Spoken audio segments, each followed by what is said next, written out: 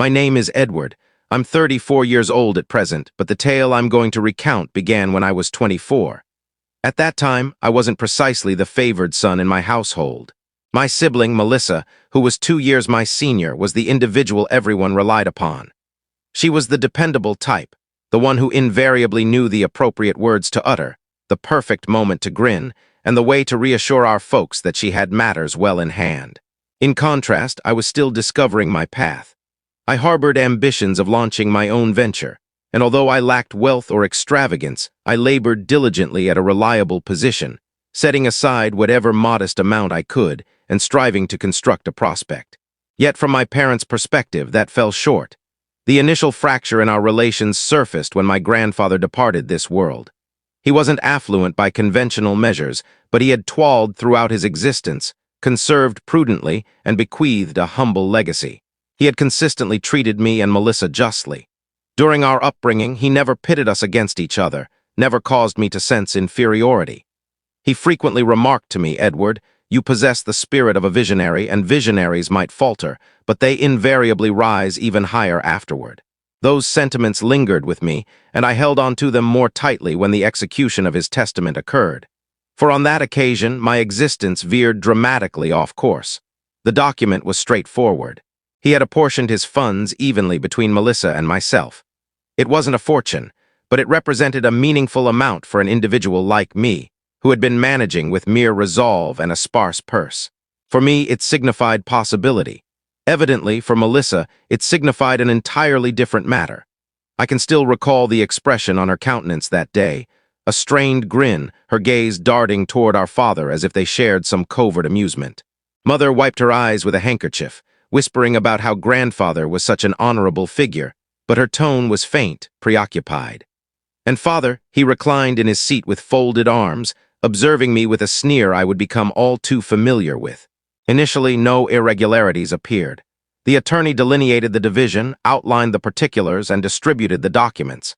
However, in the ensuing weeks, circumstances altered. Discussions began to seem amiss. Melissa interjected subtle remarks, meticulously phrased yet pointed enough to linger. "Are you certain you'd manage that sum wisely, Edward?" She would inquire offhandedly during meals. "You've never excelled at dependability."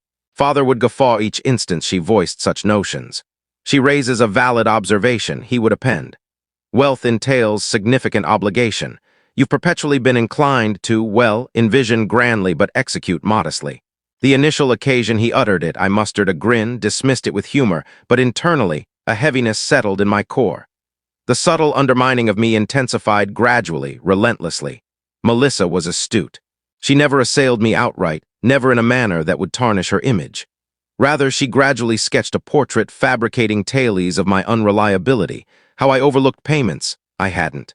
How I mishandled my vehicle, I didn't. How my lifestyle demonstrated I couldn't cope with an affair as grave as a bequest. And each time she inserted a remark, my parents embraced it as unquestionable truth. The day I challenged father regarding it, yearning for him to grant me some credence, he merely chuckled. "Edward, honestly, Melissa is merely practical. Do you truly believe you'd fare superior with the funds than she? You'd squander it on some underdeveloped enterprise notion and revert to your starting point. At minimum, with Melissa, it's secure." That's when comprehension dawned on me. It transcended mere desire for her portion on Melissa's part. She coveted my allocation as well. And my parents? They permitted it to unfold. I attempted resistance. I displayed my account statements, the meticulous strategies I had formulated for channeling my bequest into a modest enterprise concept I had been nurturing. I elaborated on my aspirations, my commitment, but it resembled addressing an impenetrable barrier. Melissa inclined her head, her lips forming a compassionate curve, as if humoring a youngster. "Edward, there's no need to validate yourself to us. We merely desire the optimal outcome. You'll express gratitude in due course." And father struck the decisive impact with a sneer and those phrases I'll eternally recall. "You'd have squandered it regardless." That evening I perched in my compact dwelling, gazing at the overhead. Fury seethed within me, intense and unrefined, yet underneath lay something more profound. Treachery. My kin not only questioned me, they had deliberately resolved I was undeserving of what was legitimately mine. I sensed helplessness, as if my utterance had been seized prior to any opportunity to articulate. It was then that an inner resolve solidified. I ceased clamoring or disputing. I refrained from imploring them to perceive me otherwise. I opted for a subdued resolve. If they regarded me as valueless, then they would remain ignorant of my presence henceforth. I severed ties, altered my contact details, and departed from my family altogether. What remained concealed from them was that their disloyalty ignited a blaze within me. The rage I bore transformed into impetus. I toiled more arduously than ever previously, ascended incrementally, one minor triumph successively. Over years, I advanced stealthily, permitting each acrid recollection to propel me onward. And subsequently, a decade onward, when the familial assembly summons arrived, dispatched to my updated residence via some quirk of inquisitive kin, I experienced an emotion absent for ages.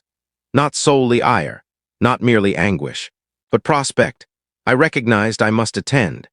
And upon arriving at that assembly in my $180,000 automobile, buffed to a luster that drew gazes, I observed the expressions on their visages. However, what rendered it indelible transcended my entrance. It was their arrival. For as I stationed my vehicle, their corroded familial wagon rasped, faltered, and expired precisely at the signal beyond the locale. The synchronization bordered on impeccability. But prior to narrating the subsequent events, you ought to comprehend the extent they had progressed in those years and the profundity of the animosity amid us. For that assembly, it surpassed mere uneasy banter and contrived grins. It served as the platform for an occurrence of far greater magnitude. Upon severing connections post the bequest debacle, I presumed separation would soften the ache. Yet in truth, disloyalty doesn't diminish readily. It persists akin to a silhouette at the periphery of your thoughts, infiltrating serene instances unexpectedly. And sporadically, fragments of my family's actions permeated via relatives or shared contacts. It resembled their inability to forego ensuring I was aware of their scant regard for me, even remotely. Melissa, in particular, promptly positioned herself as the trustworthy successor. She utilized the bequest to acquire a residence. Not opulent, but sufficiently spacious to display. I gleaned via indirect channels that she hosted gatherings where she vaunted her fortune in grandfather's confidence. The account she fabricated was pernicious. She didn't merely claim my portion. She revised the chronicle of its occurrence. Abruptly, she emerged as the altruistic guardian who intervened to safeguard the lineage's heritage from her imprudent younger brother.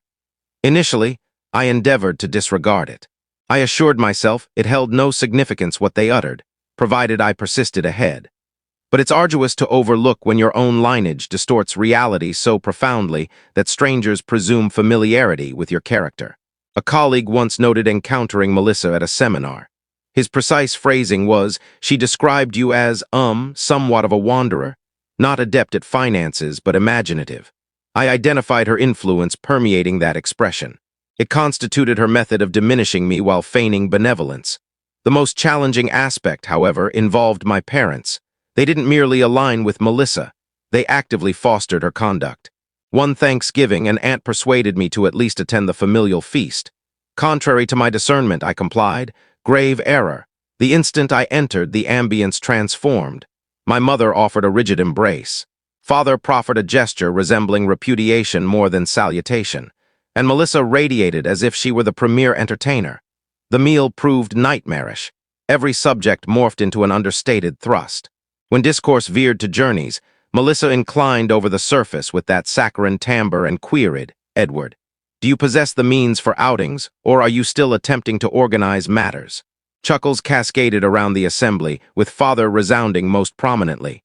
When dialogue shifted to professions, Melissa extolled her consistent advancements, then angled her head toward me. "Edward has perpetually harbored inventive concepts," she stated, ensuring a sufficient interlude for the undertone to embed. I gritted my teeth, maintained my utensil in motion, and strove to persevere. But what wounded deepest transcended Melissa's utterances. It was the manner in which my parents steered her.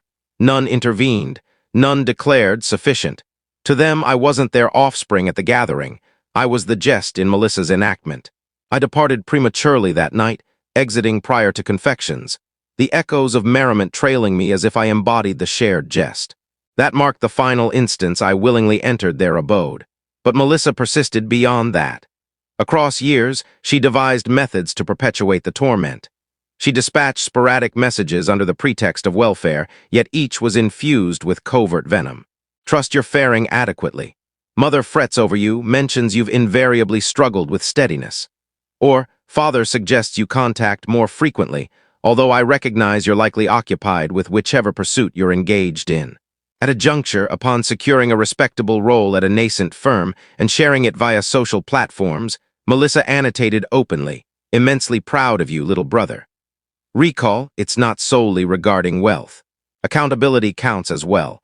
The endorsements on her annotation churned my innards. To observers, she appeared the supportive sibling urging me onward. To me, it served as a cue that she retained command of the account. And my parents. They integrated seamlessly. Once, during a scarce conversation with my mother, I alluded to contemplating relocation to her instantaneous retort lacked enthusiasm or endorsement. It was doubt. "Edward, are you certain that's prudent? You've never been the most sensible regarding finances. Perhaps consult your sister beforehand. She's invariably adept at such affairs. Consult my sister, my bequest usurper." The individual who had pilfered, not merely assets, but the conviction my parents ought to have placed in me. That constituted the instant I discerned the partiality wasn't transient. It was enduring. In their view, Melissa remained infallible, and I perpetually flawed. Irrespective of my accomplishments, irrespective of my cautious preparations or substantial strides, they would eternally view me via the framework Melissa had depicted. The undependable visionary fated to falter. Thus, I ceased disclosing. I halted justifications. I concentrated alternatively on constructing discreetly, systematically.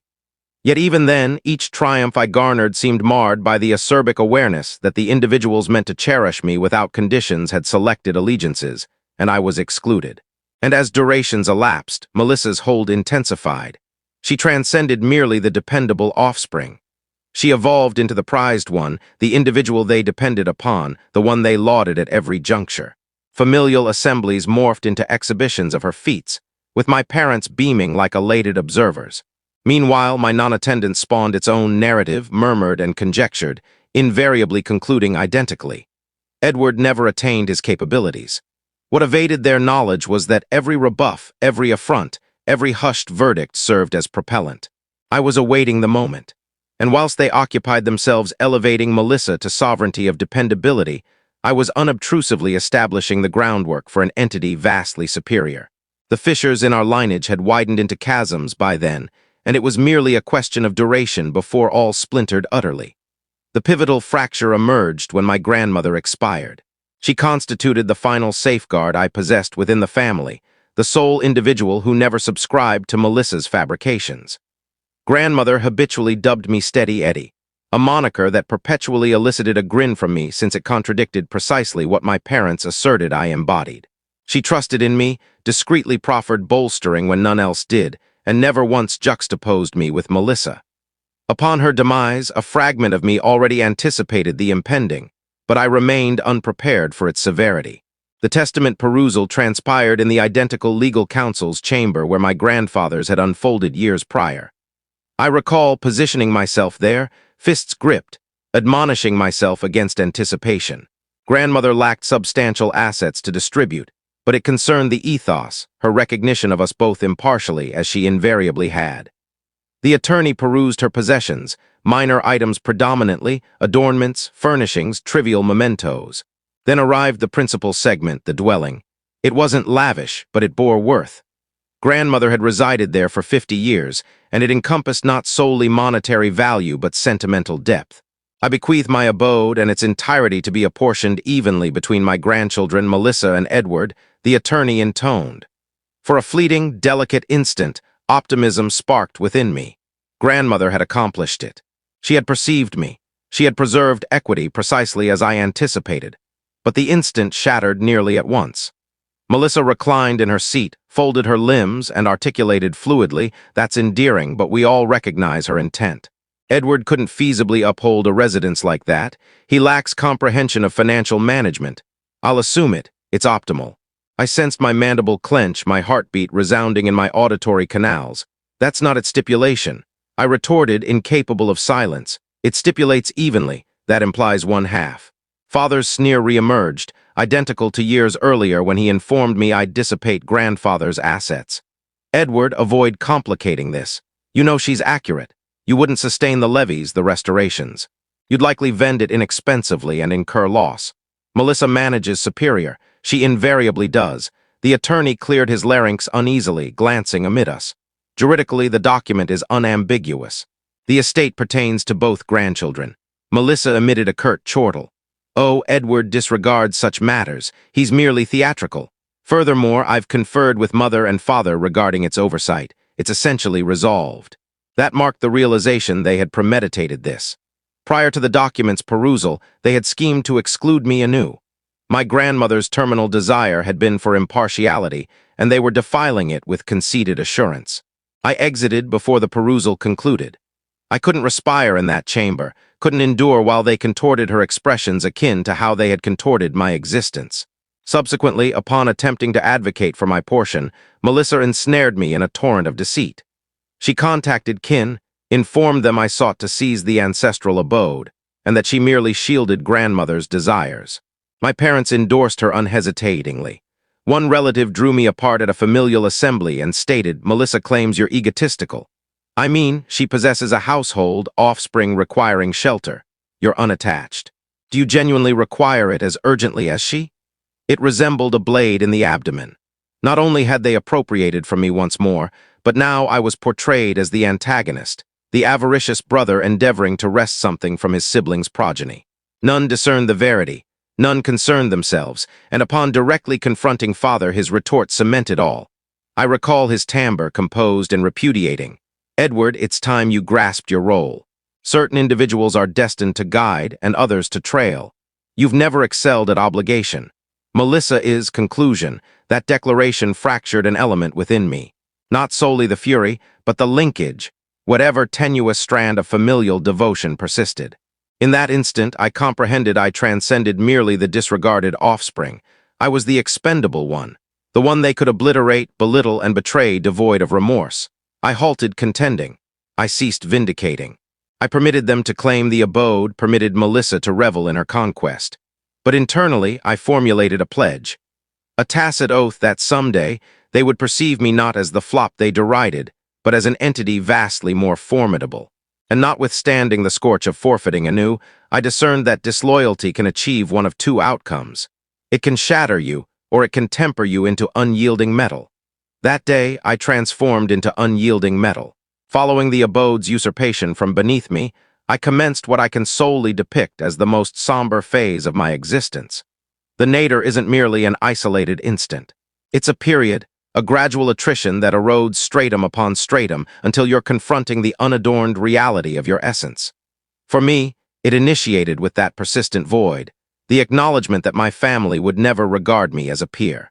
Irrespective of my actions, Melissa would eternally embody the favored progeny, and I the undependable visionary. I relocated to a confined, constricted flat at the town's periphery, the sort where barriers were so slender I could discern my adjacents broadcast incessantly. The warming device clattered, the coating flaked, and the conduits moaned whenever I activated the bathing. It contrasted starkly from the home my grandmother had envisioned for shared inheritance. Each occasion I unlatched that precarious entry, I felt the burden of my forfeiture compressing upon me. The treachery didn't merely embitter me, it depleted me.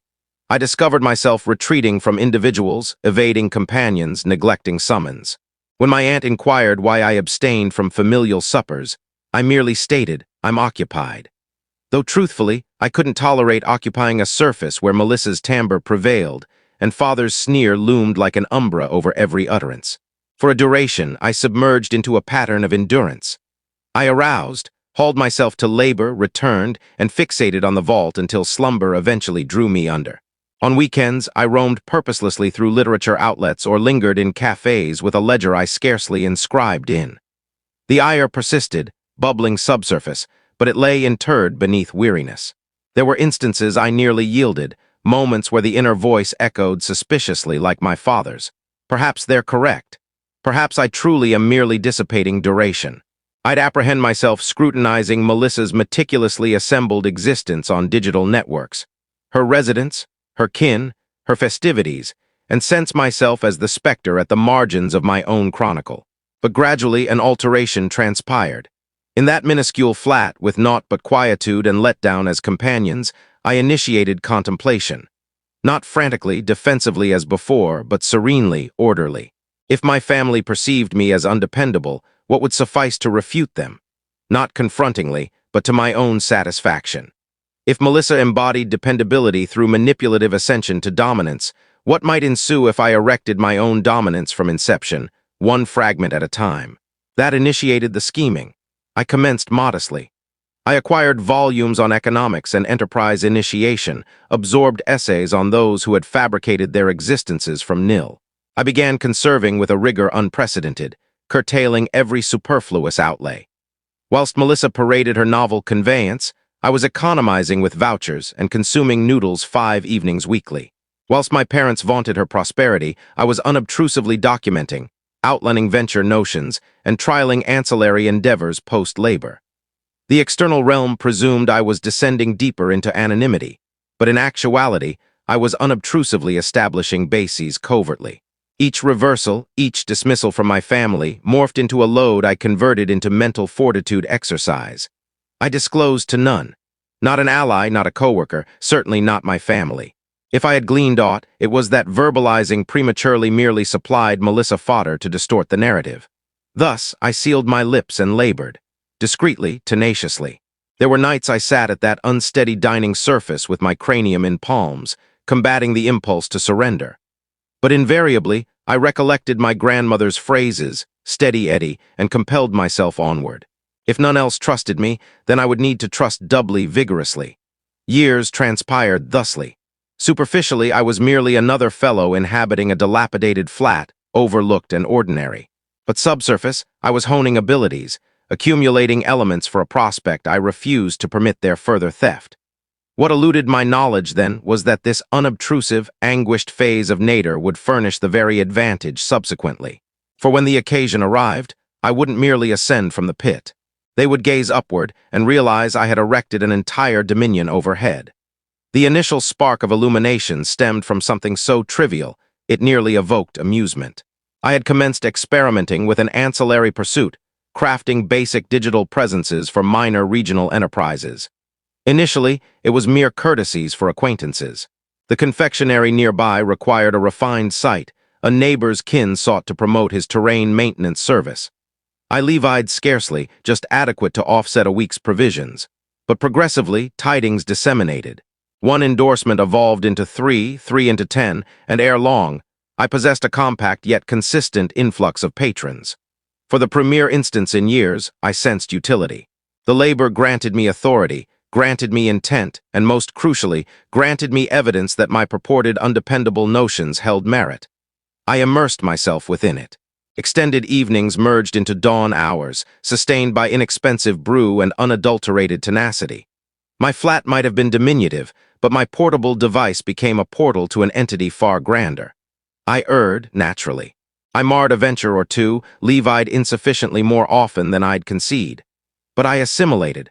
I assimilated swifter than anticipated. Every hindrance became another precept, another element positioned on the base I was unobtrusively erecting. And within a pair of years, my ancillary pursuit transcended mere ancillary status. It was an enterprise. With the supplemental revenue, I ultimately enhanced my flat, relocating to an unpretentious yet agreeable locale with a panorama of the urban vista. I'll never overlook standing on that terrace my inaugural evening there, inhaling the fresh zephyr and realizing I had achieved this. Myself, not Melissa, not my parents, solely myself.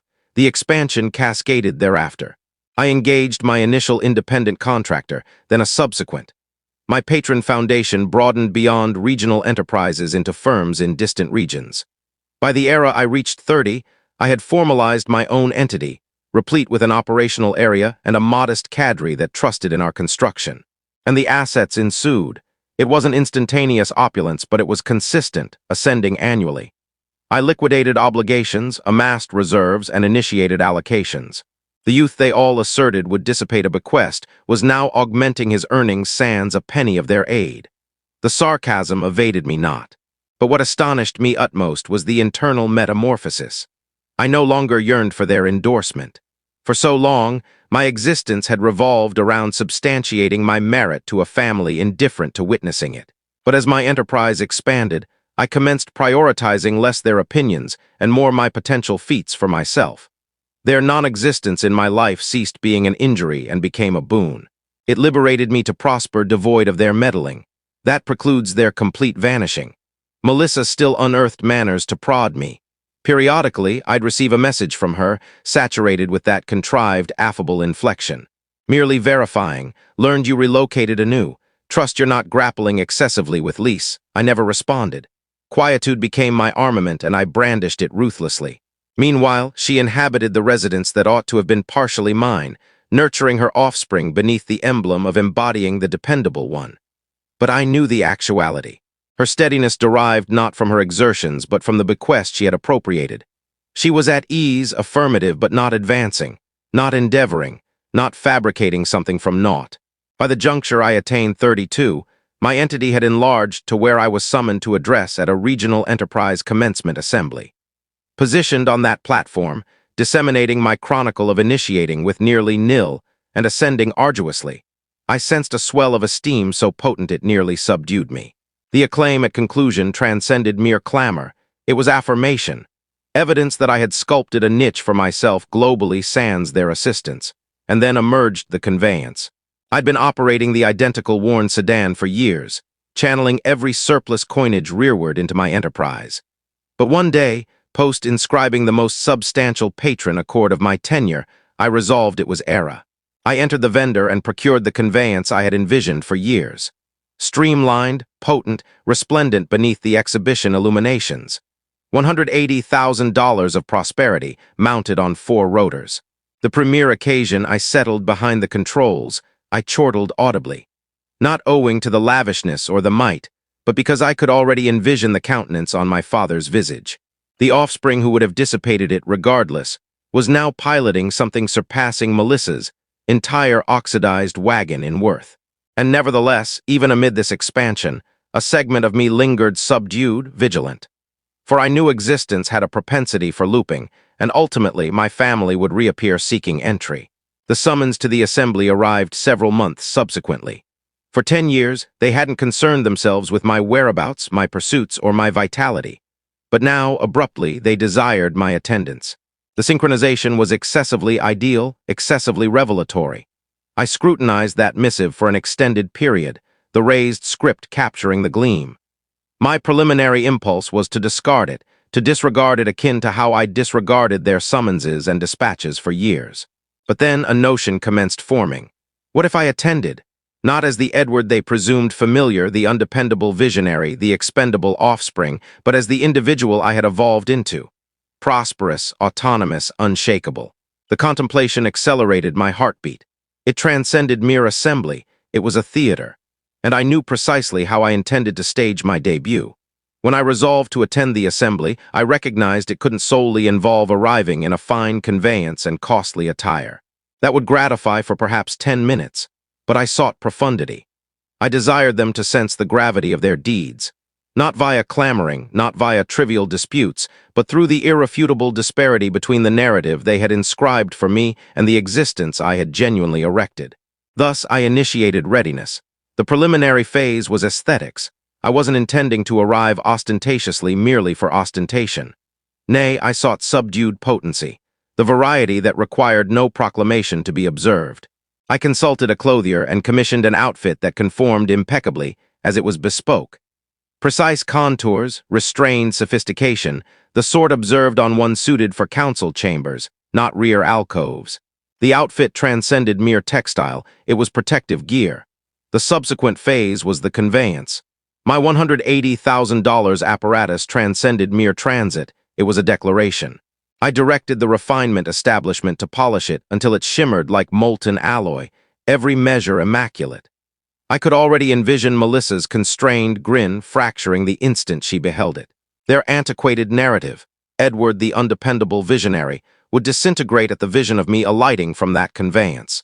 But beyond the exterior lay an entity even more vital stance. Across years, my entity had enlarged to where we transcended mere subsistence. We flourished. We had allied with several grander organizations, the variety featured in commercial segments of the regional periodical. One such ally transpired to be a conveyance coordination firm that Melissa's spouse, Dave, had once sought employment at, but failed to secure. I was uncertain if they'd link the associations promptly, but I knew the linkage existed, and the sarcasm bordered on excess perfection. And then, a week antecedent to the assembly, I received the summons that unified all. A relative I maintained contact with, Laura, telephoned unexpectedly. "So you're genuinely attending this affair?" She queried, partially jesting, partially intrigued.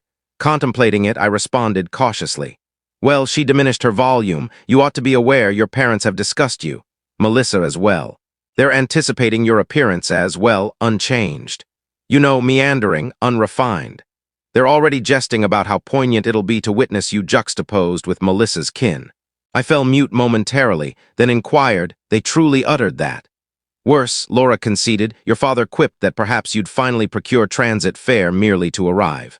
And Melissa, she articulated something akin to, if he manifests at all, I'll ensure to express thanks for abstaining from disgracing us." That marked the instant I knew my attendance wouldn't merely astonish them, it would ravage them. They weren't anticipating advancement. They weren't anticipating prosperity. They were anticipating the identical Edward they had depicted a decade prior. I expressed gratitude to Laura, terminated the call, and sat there extendedly, fixating on my likeness in the pain. I had perpetually envisioned refuting them. Now the prospect wasn't merely presenting itself, it was imploring my seizure. But I didn't desire to enter that assembly and simply declare, "Observe me presently." That would prove overly simplistic, superficial. Nay, I sought them to sense the quietude when their barbs perished in their gullets. I desired them to stifle on their own phrases. Thus, I orchestrated my debut meticulously. I'd arrive somewhat tardily, not so tardily as to appear scene-seeking, but sufficiently that all would already be interior, already at ease, already discoursing me covertly. Then, upon entering, they'd lack preparation for their feigned grins or rehearsed dialogues. They'd be ensnared unprocessed, unaltered. I also resolved to accompany someone, not a companion, but my enterprise associate, Daniel. He was astute, assured, and adept at comporting in a chamber. I conveyed my scheme to him, and he beamed. "So, essentially, you desire me as the observer," he stated. "Precisely," I rejoined, "for they'll endeavor to distort the narrative later. But if you're present, if you witness their countenances, then I'll know it's not my fabrication." By the era the evening of the assembly transpired, all was positioned. The outfit was prepared, the conveyance resplendent, and my determination unassailable. As I settled,